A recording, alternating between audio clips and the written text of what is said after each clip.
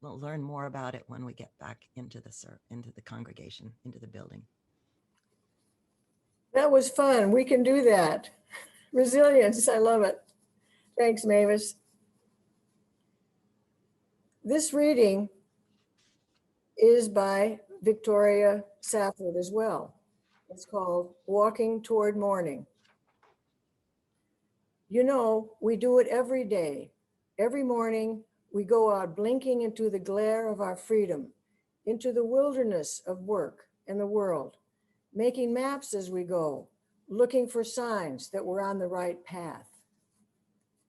And on some good days, we walk right out of our oppressions, those things that press down on us from the outside, or as often from the inside.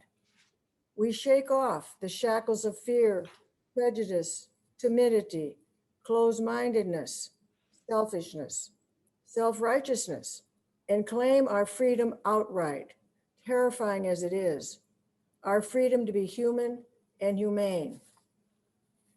Every morning, every day, we leave our homes not knowing if it will be the last time, and we decide what we'll take with us, what we'll carry. How much integrity, how much truth-telling, how much compassion, in case somebody along the way may need some. How much arrogance, how much anger, how much humor, how much willingness to change and to be changed, to grow and to be grown. How much faith and hope, how much love and gratitude. You pack these things with your lunch and medications, your date book, and your papers. Every day, we gather what we think we'll need, pick up what we love and all that we so far believe, put on our history, shoulder our experience and memory, take inventory of our blessings, and we start walking towards morning. Sarah Heath, another member of our church, will share her reflection on resilience. And thank you, Sarah, so much for being willing to participate this morning. You're welcome, Jane. Our lives over the past year have been fraught with anguish brought about by immense changes in the way we live our lives. The world at times seems to be falling into chaos, and COVID-19 threatens us all. Our community is experiencing suffering, trauma, or at the very least, witnessing the pain of others. Our minds ping-pong through worries about loved ones, climate change, a family member or a friend's addiction to opioids, and our own isolation. How do we foster the inner strength to face our difficulties and look to the future, become resilient? The dictionary defines resilience as the ability to return to our original form or position after being bent, compressed, or stretched. When reading this, I immediately thought of my body doing yoga. No way is this oldish body going to pop back into its original form. Fortunately, I found another definition. The Mayo Clinic's definition is that resilience is the ability to adapt to difficult situations. When stress and adversity strike, you will still experience anger, grief, and pain, but you'll be able to keep functioning. When life's experiences are overwhelming, resilience is hard to find. When my mama passed away, I had just spent the Christmas of 1998 with her. She was 94 years old and well on her way to the next millennium. 2 days after my return home, the dreaded middle of the night call came. Her death was all too sudden and I was devastated. I could not bounce back. My family gathered to make preparations to honor Mama. We were a sad lot. As the following week progressed, we began to relive our family life together. We cried, we laughed, and we started our journey to balance our emotions and regain our footing by allowing our anger and disappointment to be calmed by each other's presence and quiet talks. Eventually, as the days passed, conversations turned to plans and hopes for future days. We allowed our distress to become balanced out by the love and comfort of those around us. We still felt the grief, but we were not overcome by it. Resilience is not something that many of us, any of us, can achieve alone. I needed close family to share my pain and level out my emotions. By far, the most resilient member of my family is my brother. From a head trauma at age 14, he fell off a tractor, to a through and through shrapnel chest wound in Vietnam, to another severe head injury when he was attacked outside a cafe. This time, he was in the ICU for 3 weeks and then rehab for 2.5 months. He remembers none of it. To a motorcycle accident where he lost the lower part of one leg, to a recent fall in which he fractured a vertebrae in his neck. He has always bounced back, embracing any new reality his life presents. Somehow, he has been able to drop the why me anger and reimagine his life and move on. How? How could someone with so much adversity in his life remain well-adjusted and happy? Be resilient. First and foremost, Jim has his family and friends around him. He has a good sense of himself. His self-esteem is high, and he has an open, flexible mind, which allows him to work around problems. Fostering relationships with others and staying mentally flexible are key to the ability to adapt to different situations. There have been many times since my mama's death and during Jim's adversities when I have suffered anxiety, disappointment, and sorrow. My resilience relies on the same fail-safes that Jim and I used during our dark times: the warmth and caring of others, which has allowed us to feel connected and safe, and a belief that we can find a way to make life good again. Courtney Ackerman suggests that it is your reaction to adversity, not the adversity itself, that determines how your life story will develop. As we slide into a new year with all its challenges, remember, we are all a part of the interconnected web of life. Stay connected, hold those close to you even closer, and believe in your ability to bounce back. Look towards the future. I leave you with the words of Reverend Odette Fulbright Fulson. If you need to fall apart, then do, for life will hold you in that.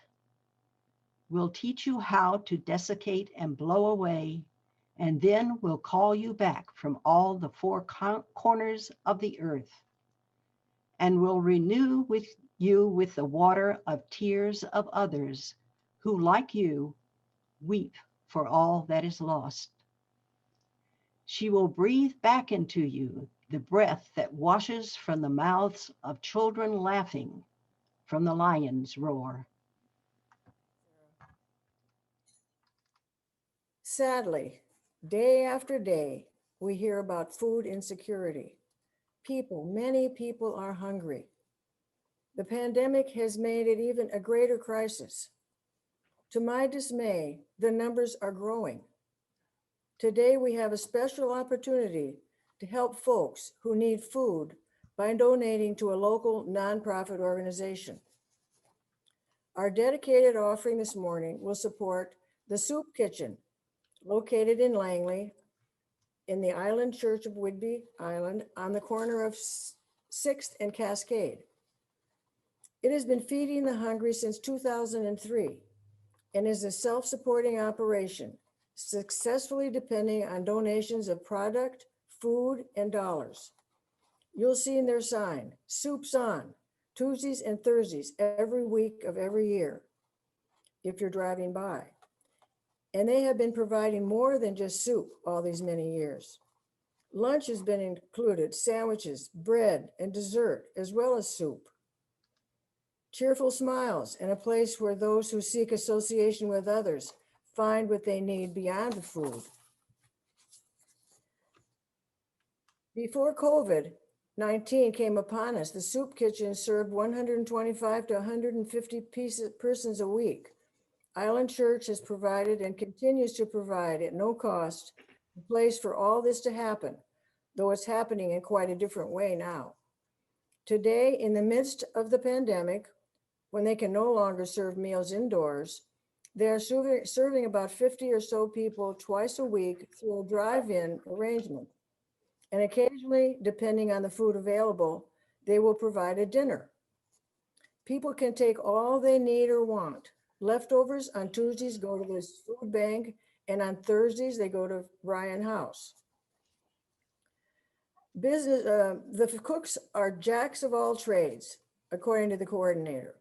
And the smiles on their faces when people in need come through tell you that they enjoy every minute of what they are doing. To donate, go to the UUCWI homepage, which is now on your screen, look for the donate button, click on it, and the rest is easy.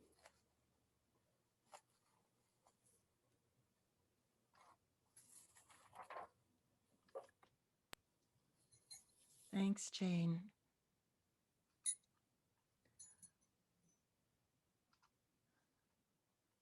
Okay, so now we get to the song. If you have your gray hymnal at home, this is number 146, Soon the Day Will Arrive.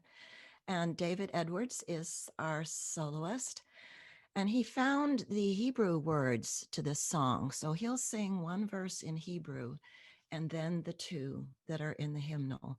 And you're welcome to join in. Soon the day will arrive.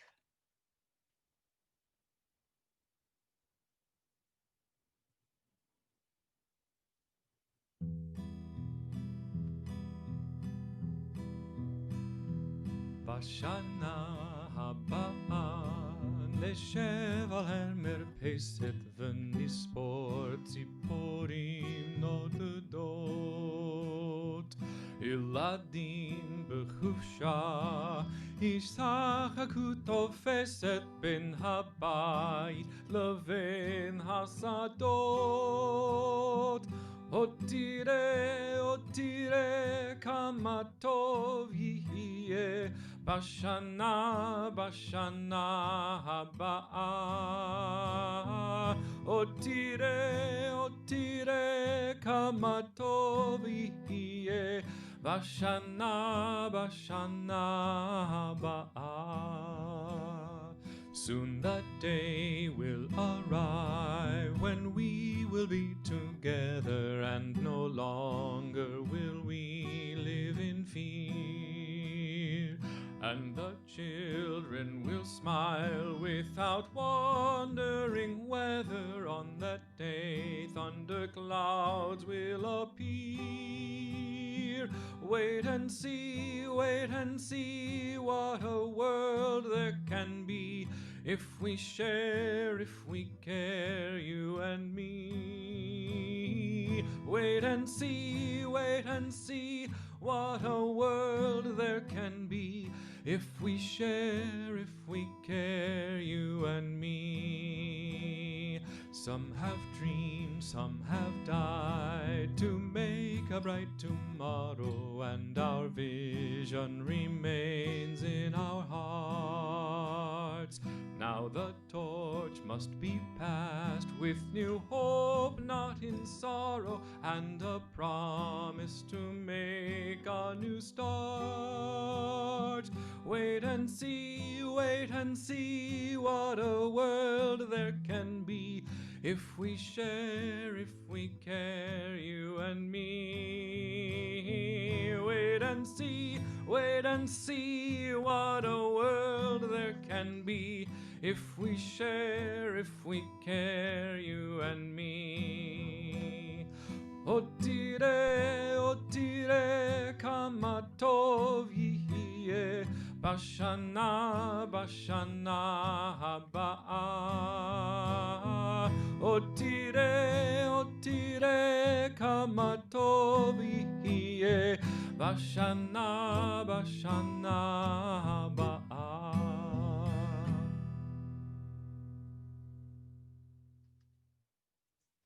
So thank you to David.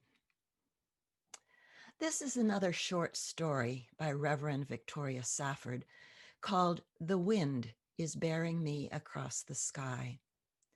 It's about a friend of her family, and she prefaces it with a quote by Howard Thurman, the author, philosopher, theologian, educator, and civil rights leader. Of prayer, Thurman said, "The preparations vary in accordance with the temper of the person and the gravity of need." A man once had great gravity of need. His partner in life was leaving, and his 4 teenage children, whom he'd held as babies and loved and raised all this time, had all but stopped speaking to him. He's a baker and an artist, and his business was in tatters. He said at one point, "Did you know that disaster literally means falling star?" One night, in the middle of the maelstrom of asters crashing all around, he called to tell of an anonymous note someone had mailed to his bakery. We weren't at home, so he read it into our answering machine. "Hey guys, listen to this note that someone sent me today. Sir, you have saved my life with bread. Thank you, an old friend." Our friend was silent for a while, a long while, but we had one of those answering machines that allowed deep silences. It would not disconnect a caller lost momentarily in reverie or caught in contemplation. Then came his voice again, asking, as if we could answer through the tape, "What do you think of that?" He was quiet, then said, "It makes me think of the old Ojibwe song, the song of the bird.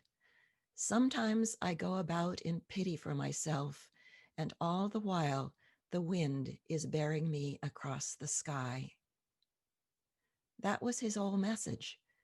And not long after that, it seemed the stars moved in their courses more reliably, and in time, by grace and his own will, in accordance with his temper, our friend was healed. When we are lost or losing ground, it takes discipline and it takes work, spiritual discipline and spiritual work, to get ourselves back home again, to center down, to be quiet and listen for our calling, the voice of God or the voice within that tells us who we are. We must practice with intention, and that's the contemplative work that balances and nourishes any life of activism. But once in a while, by grace or by chance, blessings will come unannounced. A note in the mail, a voice on the tape, a squeeze on the shoulder, a listening ear by a friend who knows and loves you well enough to speak the truth to you and nothing else and nothing less. The way back home when we are lost is a solitary journey, but we are here to encourage one another on the lonely way and to point out signs and markers that weary travelers easily could miss.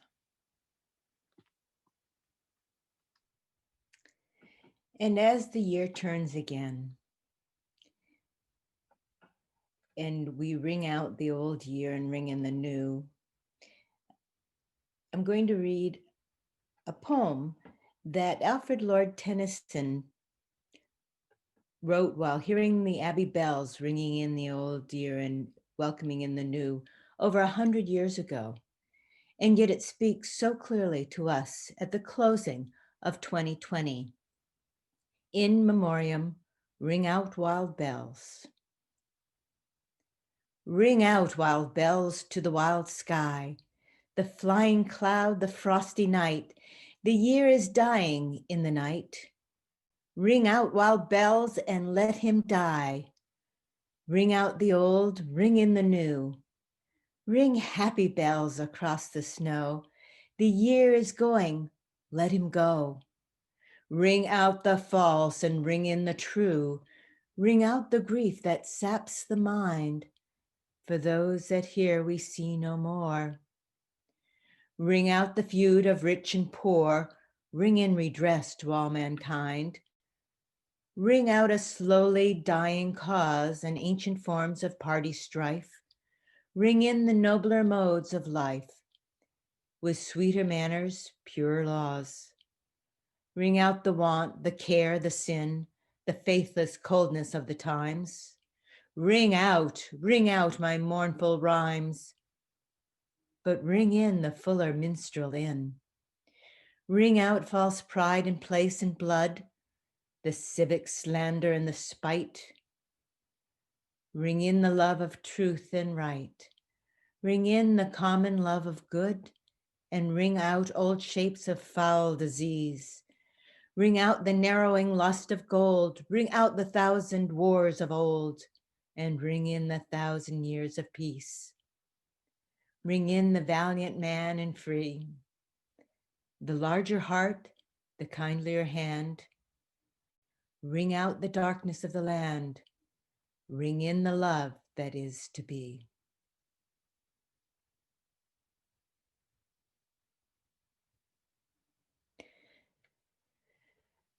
And as we bid farewell to 2020, our virtual choir has put together a very special song with a surprising ending for all of us to join in. Here it is, a chance to start again.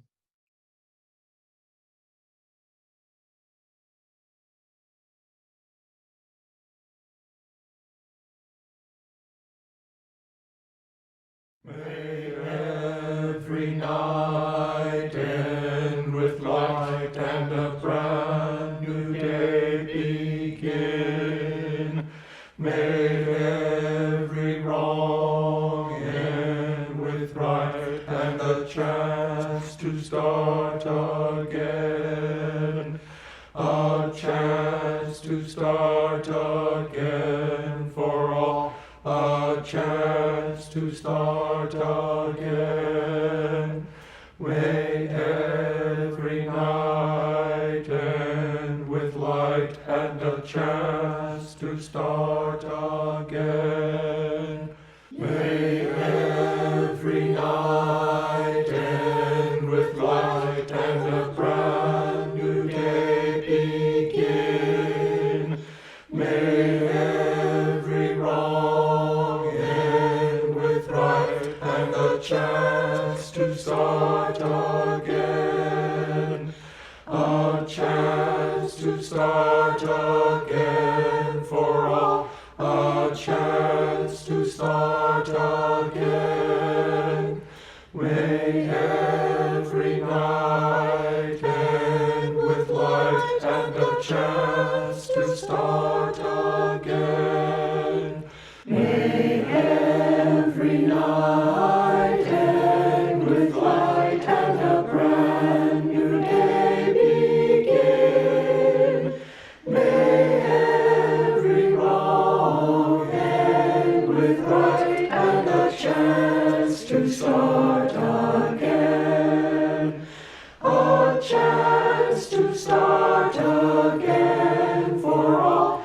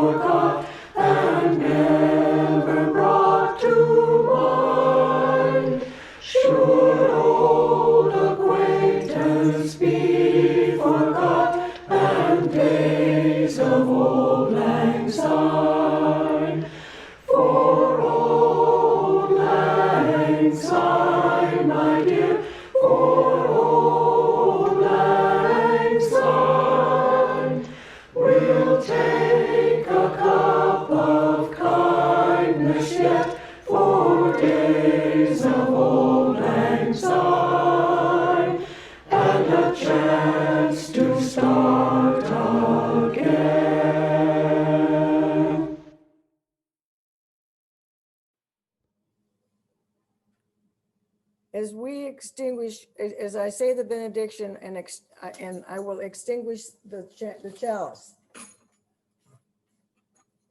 Sorry for that. We extinguish this flame, but not the light of truth, the warmth of community, or the fire of commitment. This we carry in our hearts until we meet again,